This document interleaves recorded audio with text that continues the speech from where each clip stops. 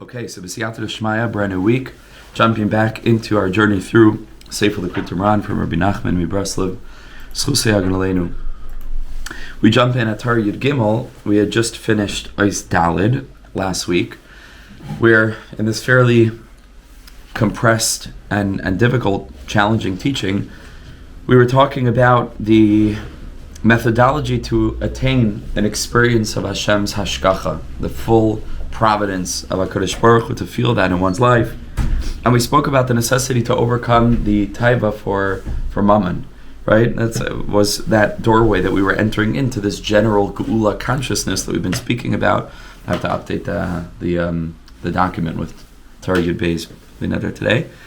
So the Rebbe says that the way to do that is to bring into one's life a consciousness of giving, an other focus, as opposed to a self-oriented taking focus all the time, to try to be giving. And that will lead to chesed, that will lead to the building of the Beis HaMikdash, right? This is the energy of Mashiach. And through this, says Rebbe Nachman, that tzaddikim are able to go ahead and to gather up all the souls that come to them and express their various yearnings and desires. And they're able to elevate those desires by penetrating to the depth of what those desires actually are, what people actually want, even though that might get lost in translation from the neshama to the guf, and it might cause all other kinds of sensations or all other kinds of motivations, causing people to look for different things. But it's not really reflective of what their soul actually desires, their soul desire. But the tzaddik's able to intuit and to allow to manifest the heart and soul of that ratzon, and he elevates it up and brings those souls before HaKadosh Baruch Hu, and he's able to bring down Torah. He's able to bring down guidance, hora'ah, out of each person's individual circumstance, each Jew being a letter of the Torah, and so that everything that letter experiences, everything that letter goes through is gonna be able to bring new Torah to the world, right? And the teachings of Nister on the deeper levels than Pshat, you go to Remez and Drush and Side, all of a sudden a letter isn't just a letter, right? A letter, like the Rav Kook writes, a letter can become an acronym, become a Rashi Tevis. You know, it could maybe even become a Rashi Tevis for a whole string of Rashi Tevis. And that's the Pnimius. That means that you look at a letter and you're able to see, like we had in Torah Vav, we're going to have in Torah Samach Vav and other places, you look at the letter Aleph and all of a sudden, worlds and worlds of meaning. And that's really what Nister does to enable us to understand, okay, it's beautiful, every Jew is a letter. So Al Pi Pshat, that means that if that Jew comes into connection with another Jew, and then maybe three Jews get together, so that's a shacharis. And that's also a very beautiful idea. But in Nister, it trains a person to be able to look at a Jew. We spoke about in Torah Yud Beis, I believe, right, and learn them like a sugya, right? I think we spoke about that, right? To be able to really penetrate deeply and see the inner nature of each and every Yid, to learn them not just al pi pshat, but to learn Jews al pi remez and al pi drush and al pi sod. And that's what Rebbe Nachman is saying over here. And you bring those up, and then he brings down Torah, and that's the bechin of Nuriel, which is the passion. That's the aspect of Ratzai, to bring that soul up, and then you return back with Shoiv, which is Matat Sarapanim, Rashi Tevis Moshe, and it's a revelation of a new kind of Torah, the Torah of depth, the Torah of Mashiach.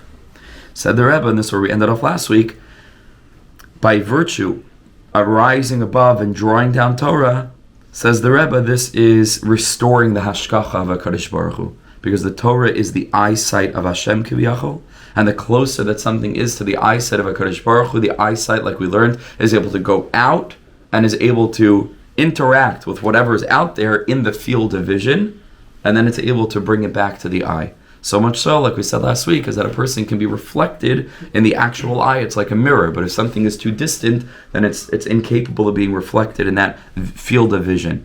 And so when a person is close to Torah, and when it becomes, I would say even deeper, when it becomes clear to a person, right, that their heart and soul is in and of itself Torah, right, when that becomes clear to a person, and all of a sudden, a person realizes that their new real, right, that their yearning and that their taiva and that their passion is actually something very holy in disguise, right, and that is the Torah of Mashiach. Meaning the revelation that the truth is that every single thing is holy and that we have holiness at our essence, right? That is the revelation of the Torah of Mashiach, just like it is the revelation of Nicholas HaTorah, that what it looks like on the surface, it looks like an arbitrary halacha somewhere in Hilchas Pesach, coming up to Pesach. Now a person learns something that seems just dry and technical, that the Torah of Mashiach reveals that at the core of that is mamish the highest Torah in the world, right? Is really HaKadosh Baruch Hu, which is the fullness of Hashem's presence and Hashem's desire to be revealed is shining through those halachas, right? And that's the same way that it is with our ratzon, with our desire. And so when Hashem, when the tzaddik is going up and drawing down Torah, so then all of a sudden we feel the closeness of Hashem. We feel that we're much closer than we thought we were. We feel that there's Torah inside of us. That's right. That's the revelation of Mashiach's energy. And so all of a sudden that restores hashgacha, and a person is able to get the sense that their whole entire life is lived within the presence of the divine. And that's that aspect of how overcoming taivas mammon, right, with the help of the tzaddik who's able to wipe the dust off the surface of our desires and reveal to us that what we actually want is kedusha and tara.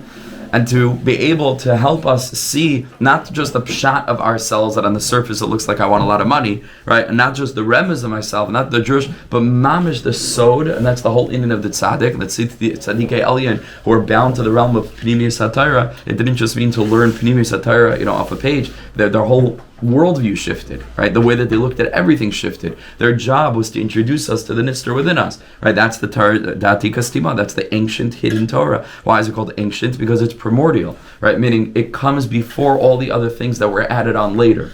So that means to say that if a person naturally has this impulse to connect to Hashem, that's primordial, that's atika, that's ancient, right? Because it's the first thing, it's the premise, it's the most basic, it's the earliest.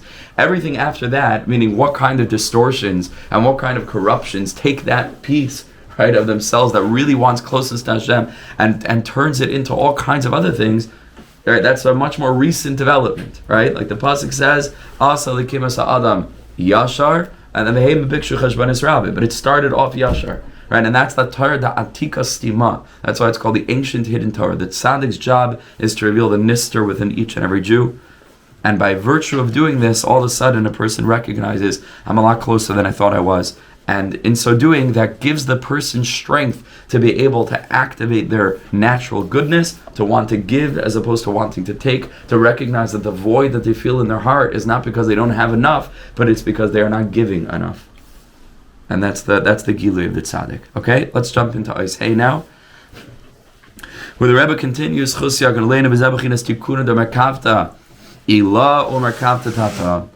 the rectification, the fixing of the upper chariot and the lower chariot. There's a merkava ilah in Keser. There's a merkava tata in Malchus. As we're going to learn, that by way of the tzaddik who is collecting, so to speak, the desires of all of those who are coming to the tzaddik, and he's elevating them, and he's rising up to heaven with them, right? And that's what it means, that he's elevating them up to their primordial source, and he's introducing each Jew to the letter of Torah that they have inside of themselves, to the secret, to the sod that they have inside of themselves. This is fixing the two chariots, right? So we know that Yecheskel famously has a vision of the chariot, right? And we're going to learn now that there are two iterations of that chariot.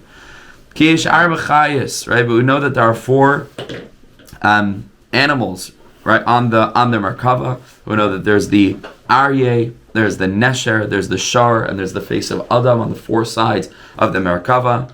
And then there's the kisei, there's the aspect of the kisei, and then there's the Adam HaYoshev ala kisei. This is part of the vision of Yecheskel. So what do these things mean? Aryeh shebebechinas nefesh, the Aryeh in the soul, in the nefesh, we've been speaking about the nefashos. Aryeh is a bechina of Orisi Moiri V'Sami, which means I have collected my Moiri, is like a myrrh, like a certain kind of spice, in Bisami with my Bisamim. Moiri is a bechinas maras nefesh. The pasuk in Shmuel describes maras nefesh. What's maras nefesh? The bitterness of a soul. That means that there's an association with the soul, with nefesh, because we're speaking about nefesh, and bitterness. Bechinas v'nafsha marla. Her soul was bitter, was embittered within her. Ze bechinas begama nefesh.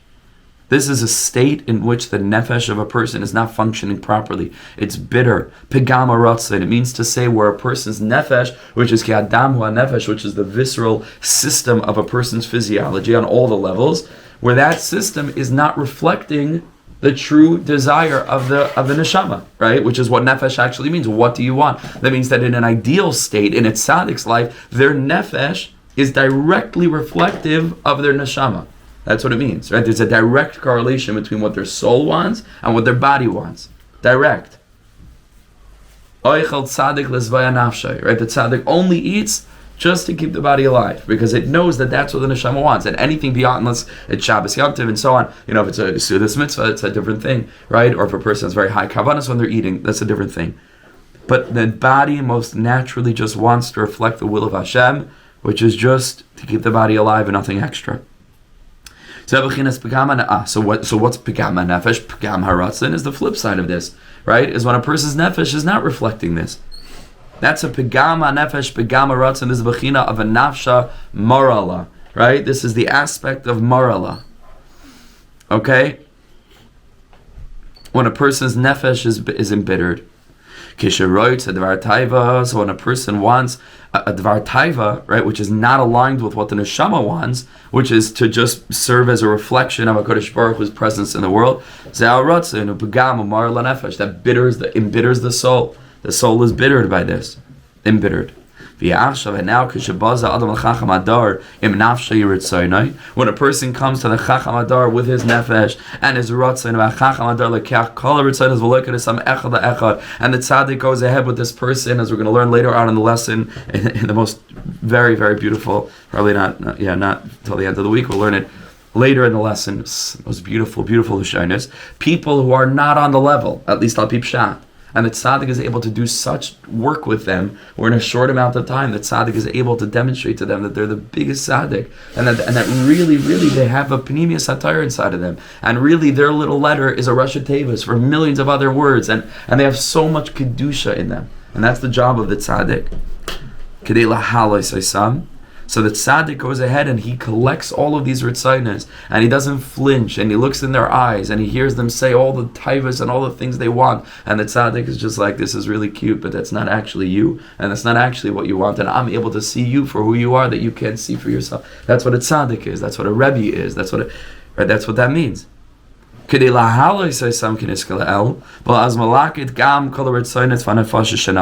bechina of Aryeh, okay? So zebechinas Aryeh, this is the aspect of the lion that's on the Merkava. Aryeh means, like we said, Arisi, Moiri, and Besami, to collect. Collect. What's the Moiri? Moiri, we said, was Mara Nefesh. So Arisi Moiri means that the tzaddik is collecting all of the expressed desires of Klal Yisrael. Shemalak itmaras hanefesh, hayne pegam hanefesh, im bisami, and he's able to smell from behind the surface of this very bad smell of the lowly taiva. He says, "No, Geulah, this is bisamim, because I see that it's coming from a very high place. I see that it's just manifesting itself in a low way because the person doesn't realize, but it's really a holy desire in disguise. Really, it's always good." Shemala reach toiv, and the tzaddik said, "Adrab, the thing that was causing such a reach ra that maybe some other tzaddikim are not able to handle such a person because it's so disgusting, but the tzaddik emes is able to say, no, not only am I able to tolerate it, I recognize that the reach ra is itself besamim. It's just that on the surface it's manifesting in a lowly way, but it's really reflective of an incredibly lofty and an incredibly holy yearning for kedusha. This is the job of the tzaddik. Okay, that's the bechina of Aryeh. Ubechina shar shebenefesh, the aspect of the shar, za aramet suchtzach shenitoyse benefesh machmas kibutz. It's a new element that the Rebbe didn't say earlier, which is not really the Rebbe's style. Sometimes he'll add in new elements, with the Ramazim.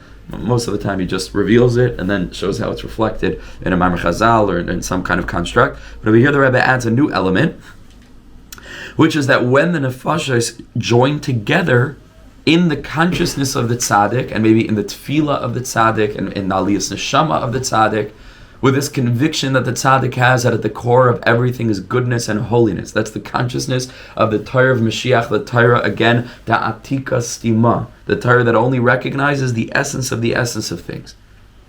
So when that happens, there is a or mitzuchtzach, there's a sparkling, a very refined light that's added on to each of the souls as a result of the joining together.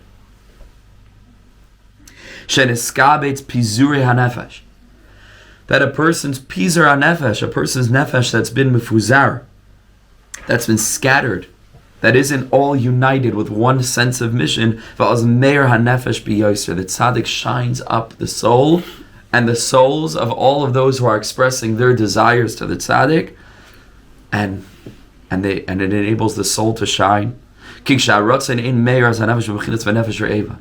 When the ratzon is not shining, then the nefesh is the aspect of the nefesh re'eva. What does nefesh re'eva mean?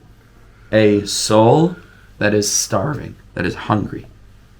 Says the Rebbe, the Gemara in Yuma tells us, Ki ikar ha'ra'av. What does it mean that somebody is hungry? What does it mean that something is not satiating a person? Is not necessarily because the person's not eating, but like we learned from the man, which we're going to see in the next line, it's machmas heder ar. It's because there's no light. The Gemara says in Yuma, HaKadosh Baruch Hu afflicted you, He starved you, and He fed you man. Right? This is the pasuk. What a strange thing. What do you mean He fed us? He starved us, and then He fed us. What's the correlation between feeding and starving? Says the Gemara, Mikan shasuma in a seveh. We learn that the very eating of the man in and of itself, in a certain sense, left them hungrier. Why? Because the man only tasted like all the foods that they wanted it to taste like, but it didn't look like the foods. And we see from here that if a person doesn't see the food, it's not a complete eating. Part of eating is that you should see the food. That's part of the experience of the sustenance of eating. Mikan, from here we see shahasuma, a blind person, and a savea is not fully satisfied because there's a crucial part of the experience of eating that is not being satisfied when a person doesn't see the food. So the Gemara says. So that means that the man, in as much as it had all the tastes, it was the most wondrous food, it was a miracle food. Mamash lechem abirim, you have food of angels, achal ish. But because they couldn't see, there was a bechina of vayan chavei rivecha v'yachil chasaman. Ki ikra asayva machmas ha'ar sheyir be'einav. And in order to see, of course, we need light. If there's no light, can't see anything.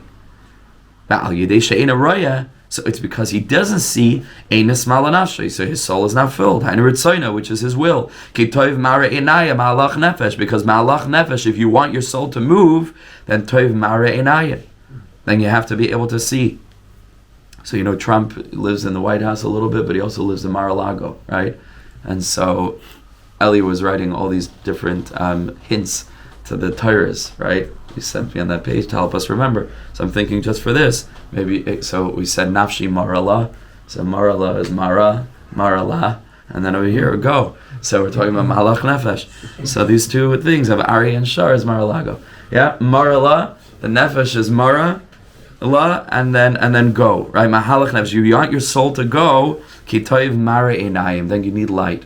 You need light, and that's the shar. Shar means to see, like we learned all the way back in Torah Aleph, right? You remember? Bechar shayrai hadarlai, right? The bechar shayrai, he is able to see the bechar, the aspect of rachis, the primordial, by the way, it connects, right? That tika stima is the rachis. He's able to find that essentiality within everything. And then hadarlai, zivlei, right? It shines for him. That's what we learned in Torah Aleph. So here's the same idea.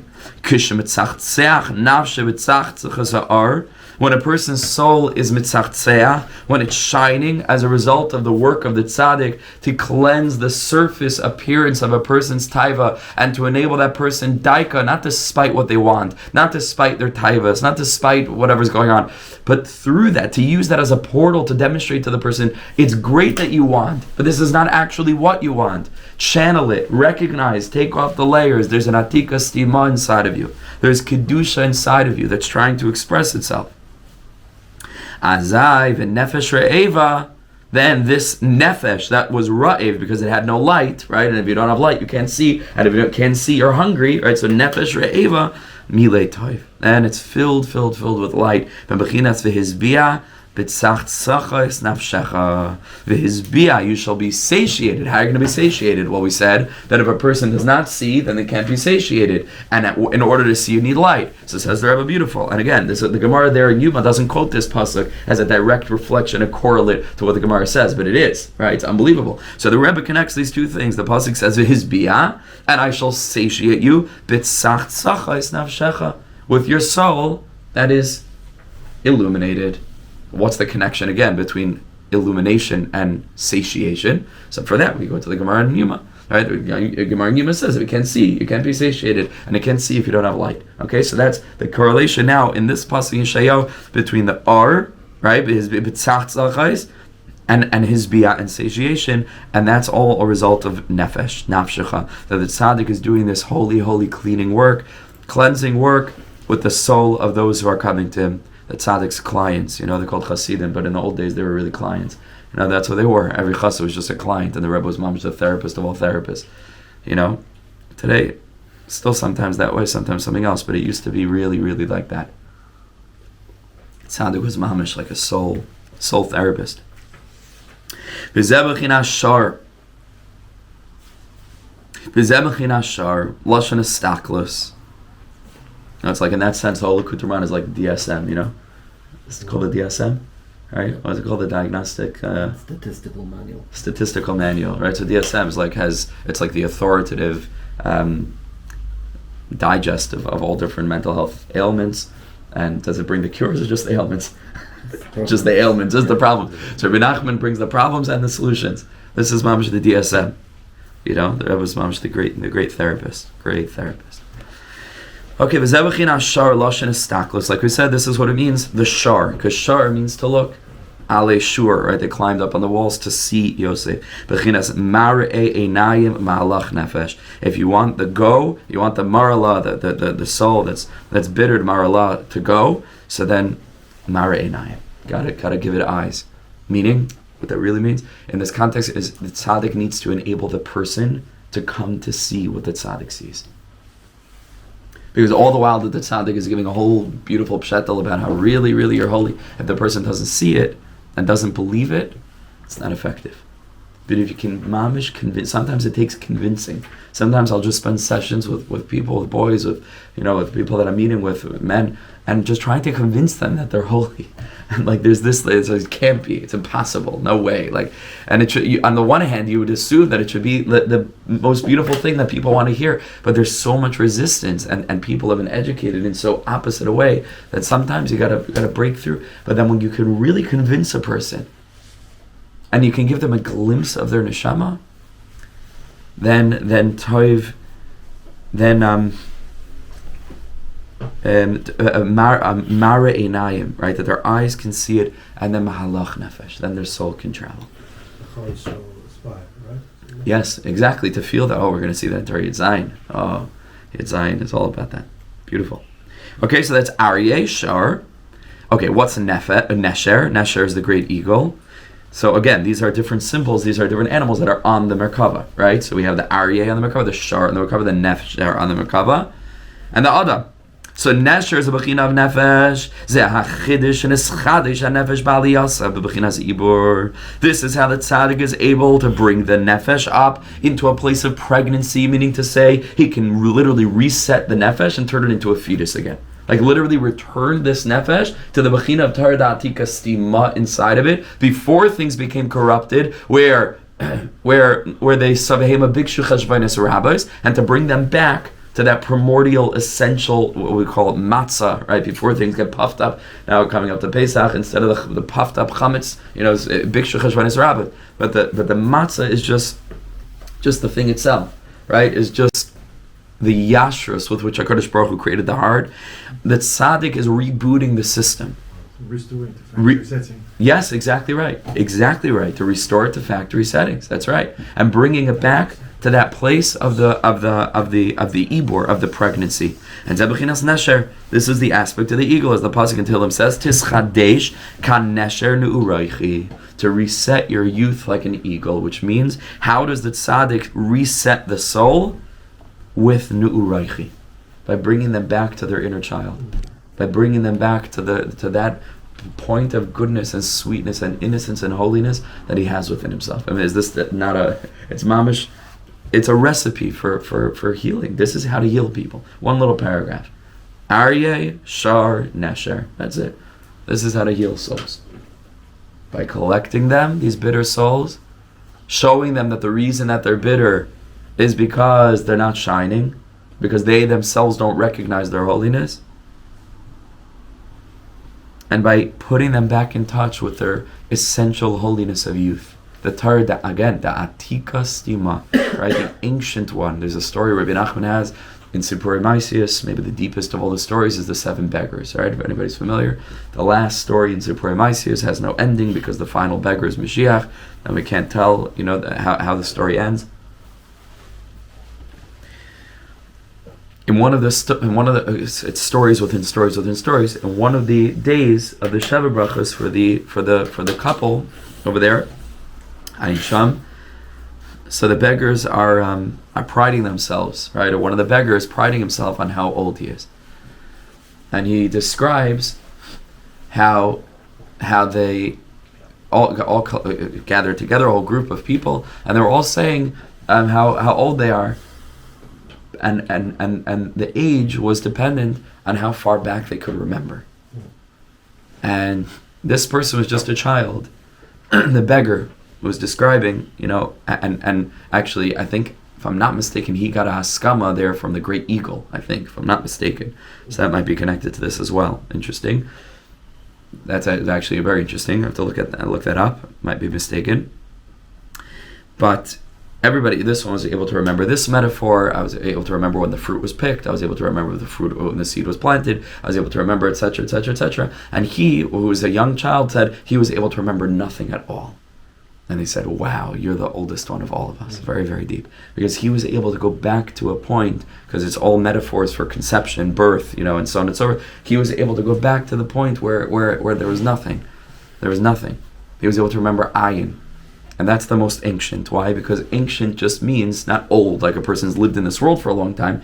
Ancient means that which is the oldest because it was the earliest. And so, when things extend, that's the oldest, right? Because it's the oldest bit. It's the primordial bit. It's that which was there before anything else. And so here you have this aspect of the Torah, the Atika Stima'a, which we learned about, like Rebbe Nachman said, that Torah that's going to be revealed La'asid Lavai is a reflection of just the earliest aspect of our youth. Right? Understand? Because that's what was there before anything else. That's what the Torah Datika Stima is. It's a youthful Torah. It's an essential Torah. It cuts out all the externals that we've constructed that are not mukhrach in Torah, like I speak all the time about communal distinctions and this sect and that sect. These are totally contrived things. Totally contrived. And I think we're going to be much better off when we drop them all and we just re-identify as Yidden. Kohanim, Levim, Yisraelim. Maybe Shvatim when we get back to them. That's it. We're going to dismantle everything else. Because it's all contrived. It's not useful. It distracts. It only implants us further into this Olam Hazeh construct, and it makes us further away from our neshamas, and it causes us to look at other Jews and define them with this worldly parameters, as opposed to looking in their eyes and seeing a Jewish soul, etc., etc., etc. There's much more to say on this, not for now. We have to, in my opinion, we have to dismantle this whole thing as we move now into the time of Mashiach, and it's happening almost memela, but we can accelerate the process by talking in this way, which is like a total chiddush for many people. We have to. There's no use for them. It doesn't help anyone. We need to identify as Yidden. That's it. When we do that, then we return to that which is most primordial. That's the Torah Da'atika Stima. That's the Bechin of Tischadesh Knesher Ne'uraychi. You bring hischadshus to people by putting them back in touch with their Ne'uraychi. Okay? That's the third. Finally, we come to the Adam Sheba Nefesh. This is the Adam, and again, he's talking about a Merkava of the Nefesh. Right? So there's a Merkava within Nefesh, which is how the Tzaddik interacts with that Nefesh to heal it. He heals it on the level of Aryeh, heals it on the level of Shar, heals it on the level of Nesher. And now we're going to talk about the final one, which is Adam. Zebechinas Vahi Adam LeNefesh Chaya, that the Adam was created as a Nefesh Chaya, as a living spirit. Ki Adam Bibechinas misknei v'atiri. The Zohar Kadosh tells us that the human being is created wealthy and poor. What does this mean, wealthy and poor? Nasa adam b'tzalmenu is atiri. This aspect in which the human being is created in the Selem Elokim, it's wealthy. Kidmusenu is miskini. Fascinating thing. Atiri and miskini, which in the Mefarshim over there explain that the human being is created with a male or masculine and a female or feminine aspect, which is the Bechina of Kutsha Barichu, the male aspect, and the Bechina of Malchus. And so from the standpoint of Za, right, of Zeir Anpin, right, which is those masculine sort of giving energies, it's atiri, right? It's wealthy because those are mashpia. From the aspect of the demus, which is the bechina of the malchus, right? So that's the bechina of miskini, right? Because that's the recipient. And it's not fundamentally poor. On the contrary, once it receives from malchus, from Zeir Anpin, it's able to go ahead and produce things that the male never could, right? And we have to be very careful. We're not chas v'shalom. You have to know when we speak about males and females, that doesn't chas v'shalom mean literally what it says on the surface. We're speaking about masculine and feminine energies, and it just so happens to be that the feminine energy is much more potent and much more productive than the masculine energy. Without going into that whole sugya now, very important that women who are learning this chas v'shalom shouldn't feel less. It's on the contrary. You have to know how to learn it. And when all the souls are gathered, this is a reference to all the kinds of souls that could benefit from the R Nesher therapy. R Nesher, Ashan therapy. Right? This is it. It's just there's a whole therapeutic modality in just a paragraph, apparently. That's all you need. R Nefesh. And the question is, who could this therapy benefit? And the answer is Adam. Miskini v'atiri. That means every kind of soul. Nefashas gedolos uketanos. Big souls, small souls. And again, humble, silly me. I'm so distant you can't imagine from any of this. And Hashem put me in a position where I'm privileged enough to really sit with people. And I don't know why. Maybe because I'm connected a little to this tzaddik, and so I'm able it's not me. I'm just like a little bit conduit to bring the messages from this tzaddik. And you literally see there's no difference between a 16-year-old kid and a 58-year-old, grandfather. There's no difference. I'm telling you, I see it day in, day out. The same messages are necessary for everyone who's out of touch with their fundamental, essential selves. It doesn't matter how old, how young. I've seen mamish grandfathers break down and they're crying. Old people, right? Older people. Not the grandfathers are old necessarily, right? But I mean like very old, but even younger. All kinds of people. It's all the same. It is literally all the same. Because these constructs, right, of old and young and this stage and that stage, and it's all mamish on the bechina of pshat. But remez your side, everyone's the same. It's just a neshama. And it doesn't become an older neshama or a younger neshama because it came down to this world and it's 8 years old versus 88 years old. It's an eternal spark of God. This process moving through this world doesn't change the nefesh or the neshama, not one iota. It is just the guf that looks like it ages. And it means that on the level of this healing, it's the same for teenagers, it's the same for young adults, it's the same for adults of every level. That's the Rebbe says here. It's like, who does this therapy work for? And the answer is Adam. Atire and miskini, both the old or in this case neshamas gedolos or gedolim, those that are great and those that are small, for everyone. The is miskini v'atiri, poor and wealthy. V'oifanim, and the oifanim also. We said, what is it? There is Aryeh, Shar, Nesher, and Adam in the nefesh. Then we said that there's a bechina of Kisei and Yoshev alav Kisei. So here we come to the Ifanim. The Ifanim are Hein Hagufin, is the bechina of the bodies. Just the bodies. Ki ikir puleseim shalagufim ena elamanachiyah shabenefesh. Because the body gets its energy from the vital force of the nefesh, which we mentioned in the pasuk earlier. Right? Ki adam hu nefesh. Right? Where the nefesh is literally just in the blood, in the body itself. Because the soul manifests itself through the body. The body, it's a fascinating thing. We think, I'm moving my body. The body does not move. You have to understand this. The body is incapable of moving, which is a fascinating thing because all that moves is our body. Right? Everything that we do, our bodies move. The body doesn't move. And we're so physically oriented that it's so difficult even for us to hear this and understand this because we don't think in this way. The body is dead. The body is a corpse.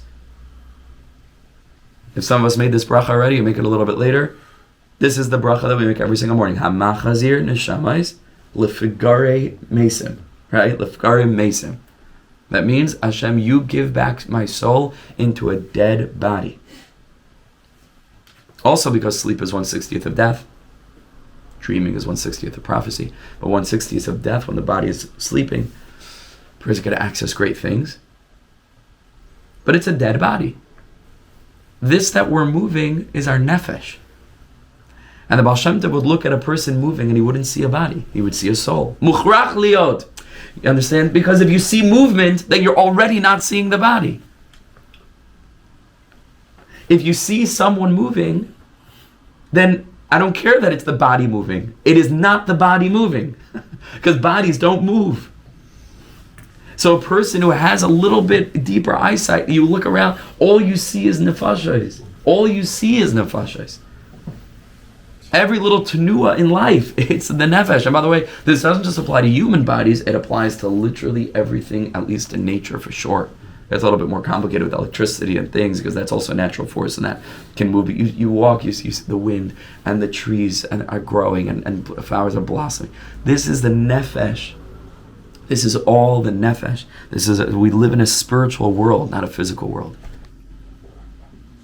A spiritual world that's revealing itself in physical kelim. The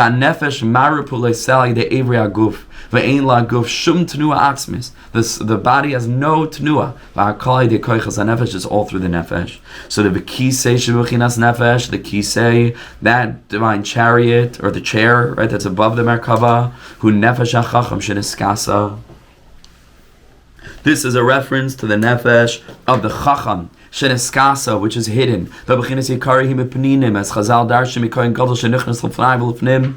Right, the Yakarihim Paninim, the Torah is so precious that a person who studies Torah, right, even a mamzer, a person who is very distant who studies Torah, is considered greater, even a guy in a certain sense, than a Kohen Gadol Shenichnas L'fnai V'L'fnim, because Yakarihim Paninim, right, and what's the Paninim is a reference here to the Kohen Gadol. Why is he called a Kohen Gadol? Shenichnas L'fnai V'L'fnim, and that's Paninim, right, because it goes deep, deep, deep inside in the hidden innermost chambers of the Beis HaMikdash.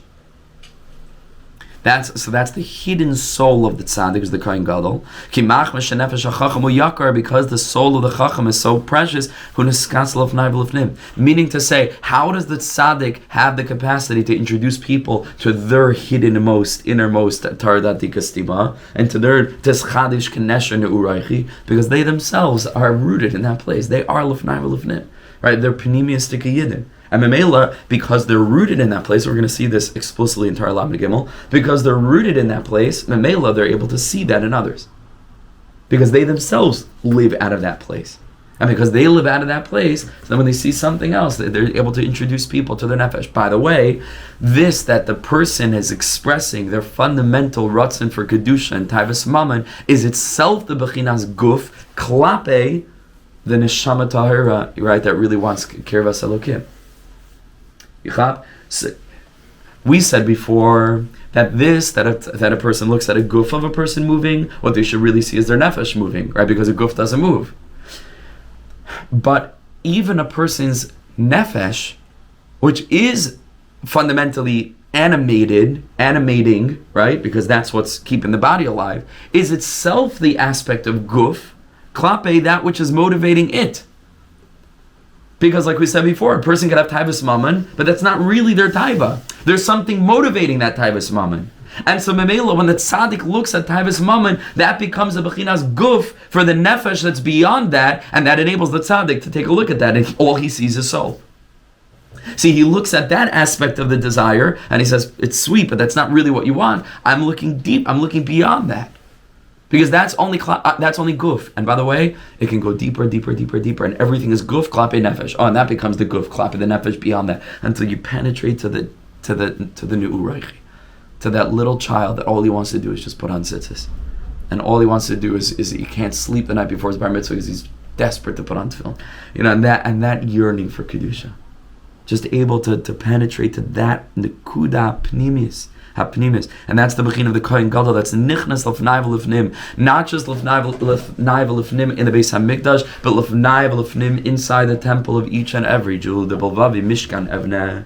Because every person has a mishkan, and it means that every person has a bechina of a Kodesh HaKodashim, and the tzaddik is going into the Kodesh HaKodashim. And what was in the center of the Kodesh HaKodashim is the arin, and what was on top of the arin? The kruvim, and what was the face of the kruvim? Kiruvia, like children. Because that means that at the essence of the Kodesh HaKodashim inside of a person is still that purity of youth. And the tzaddik is the bechina of the Kohen Gadol shenichnas lefnai v'lefnim. That's teschadish keneshenu uraychi. How? Through shar, by enabling that person to see. How? Through aryeh, by collecting them together, saying, "Chaver, let's get together. Let's get together. Let me show you who you are." Ki machmas nefesh hachacham hu yakar hu neskasel lefnai v'lefnim v'chol hanefashis nasen levushin etzla. And all of the other souls of Klal Yisrael become levushim to it. But that soul of the tzaddik is the essence, is the essence, is the essence. And Mamela, that little bit of holiness that we have inside of us is actually the spark of that tzaddik. Because he is our sherish neshama. And that means that we have that bit of the tzaddik inside of us. And so the tzaddik is like a magnet, like the R Chaim HaKadosh says about all of Klal Yisrael with regard to the Nitzitzos HaKadoshim that are scattered throughout the world, that when Klal Yisrael was unified together, we became this incredible, we've said this before in SHIURIM, became this incredibly potent magnet so that all the sparks of holiness from all around the world just came to us. But when we had Sinas Chinam and our magnet broke up, we had to go out into the world in order to come into contact with food and drink and make brachas and so on, and in so doing to elevate the sparks. And the tzaddik is this incredible electromagnetic force who is able to reveal the tzidkus within each and every soul, which are only sparks of that tzaddik's own soul. And so he's coming into contact with sparks of himself, as the pasuk tells us, Va'amech kulam tzaddikim.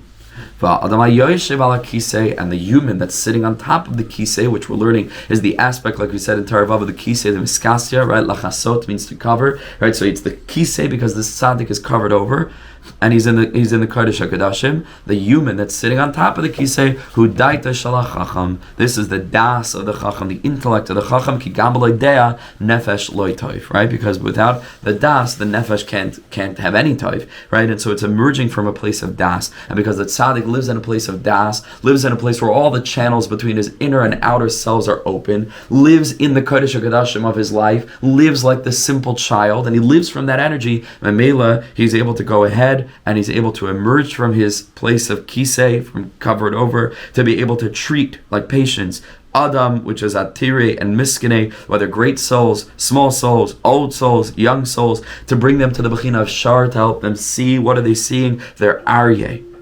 Right? I'm sorry, through Nefesh, to bring them into Ischadjus. How? By enabling to see the Aryeh. The way that Arisi Moiri, that their Maras Nefesh is in Besami, is actually a good smell. And he brings out the good smell of people. Let's finish up quickly, last paragraph, and then we'll continue from Bizet tomorrow. Okay, so this was the Merkavta Tata. This is the Merkava, right? Like what's going on below. What is the Torah that emerges? Is the Merkava Ilah, because the Torah also has all these aspects.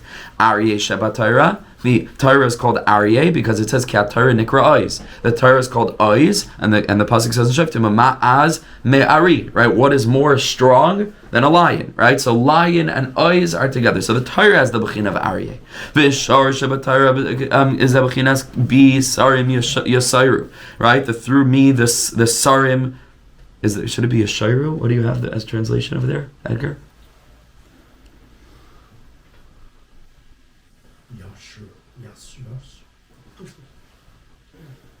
Okay, we'll come back to it. Right, the Nesher Shabbat Torah is a bechinas chidushin dairai. So there's a bechin of shar by the Torah. Nesher of the Torah is the aspect of chidushin. Yeah.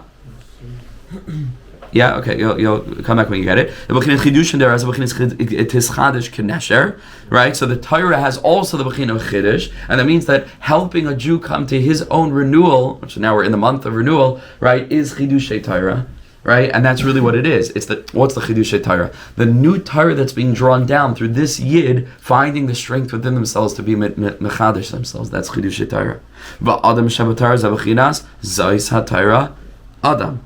Adam ki yamas ba'il, right? V'yesh b'kalas v'chamuras shemechinas miskene v'atiri. The Torah also has the mechin of Adam, Zeis ha-Torah Adam, right? Torah Adam. So there's Adam in the Torah, and it has miskene and atiri, wealthy and poor, right? Because it has kalas and chamuras. There's some mitzvahs that are very easy to do, some mitzvahs are very difficult to do, some mitzvahs that are very chamur, some mitzvahs that are more kal. The kisa is a bechinas Torah, and the Torah has the aspect also of kisei, because heim dvarim shekisa atik yoimin, because there are words that are hidden over kisei atik yoimin, that are hidden over by the Ancient of Days, and we're learning now that the Ancient of Days, the atikut stima, is absolutely one with the bechina of covering over, meaning it's a Torah that's covered over it, meaning it's a Torah from the place that's covered over, that's concealed.